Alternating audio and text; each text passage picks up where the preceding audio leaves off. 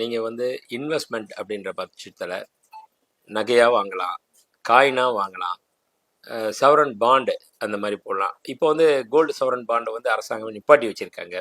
So ETF exchange trade format அதில் வாங்கலாம், mutual ஃபண்டை அந்த மாதிரி வாங்கலாம். ஸோ கோல்டை பொறுத்தவரை கோல்டு பீஸாக வாங்கலாம். எந்த இதுதான்றதுல நம்மளுடைய தேவைகள் எப்படி அப்படின்றத பார்க்கணும்.